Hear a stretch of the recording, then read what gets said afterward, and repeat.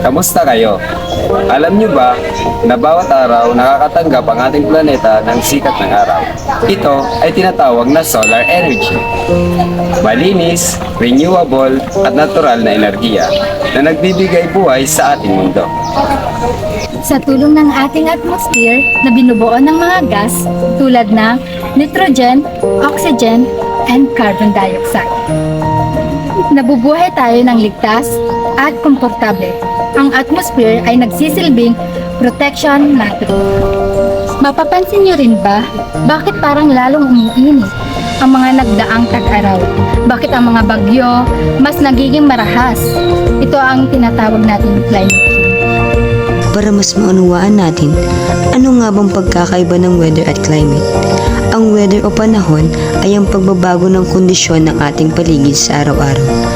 Tulad ng kung ngayon ay maulan, makulimlim o napakainit. Ang pag-aaral dito ay tinatawag na meteorology. Samantala, ang climate o klima ay ang takbo o katangian ng panahon sa isang malawak na rehiyon sa loob ng mahabang panahon. Kadalasang umaabot ng 30 taon o higit pa. Ang natural na klima ng mundo ay pinatatakbo ng sikat ng araw, pag-ikot ng daigdig, direksyon ng hangin, at agos ng karagatan. May mga natural na siklo rin tulad ng El Nino o pagsabog ng mga bulkan. Ngunit ngayon, ang natural na balansing ito ay nasisira na.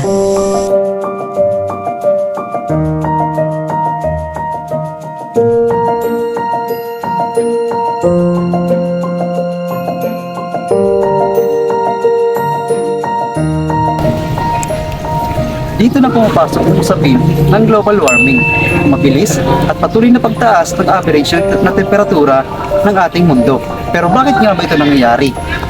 Dahil ito tinatawag ng greenhouse effect. Sa normal na kalagayan, ang mga greenhouse gases tulad ng carbon dioxide, methane, ay tumutulong para hindi maging sobrang lamig ang ating mundo. Parang kumot. Kaya lang, dahil sa mga aktibidad nating mga tao tulad ng pagsunog ng fossil fuels sa mga sakyan at pabrika, malawang pagputol ng mga puno, deforestation at mga industriya, mas lalong humapal ang kumot na ito. Mas maraming init mula sa araw ang nakukulong sa mundo, kaya mas lalo tayong natutuyo. Nararamdaman natin ang epekto nito saan man tayo magpunta. Mas malalakas na bagyo, matitinding tagtuyot, pagtaas ng antas ng dagat dahil sa pagtunaw ng yelo at kakulangan sa pagkain. At alam nyo ba, mas matindi ito sa mga lungsod dahil sa kakulangan ng mga puno at pagdami ng mga sementadong daan at matatayog na gusali. Nagkakaroon tayo ng tinatawag na urban microclimate. Ang mga syudad ay nagiging urban heat islands. Mas mainit, mas tuyo ang hangin, at mas mahirap para sa ating kalusugan. Ang labis na init ay nagdudulot ng heat stress at mga sakit sa paghinga. Ang nakakatakot, hindi ba? Pero may magandang balita. May magagawa pa tayo. Hindi pa huli ang lahat, kaya tayo ay magtulungan. Sa ating mga lungsod, maaari nating isulong ang pagpaparami ng mga green spaces o parke at pagpapatupad ng green roofs o pagtatanim sa mga bubong ng mga gusali at paggamit ng eco-friendly sa transportasyon. At bilang mga estudyante at kabataan, may lakas tayo para magbago.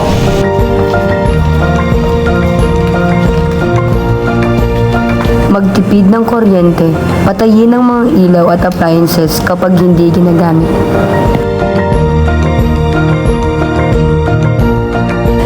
Bawasan ng plastic at mag-recycle.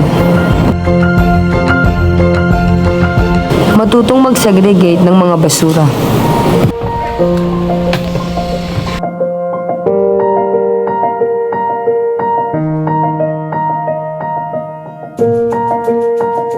At magtanim ng mga puno.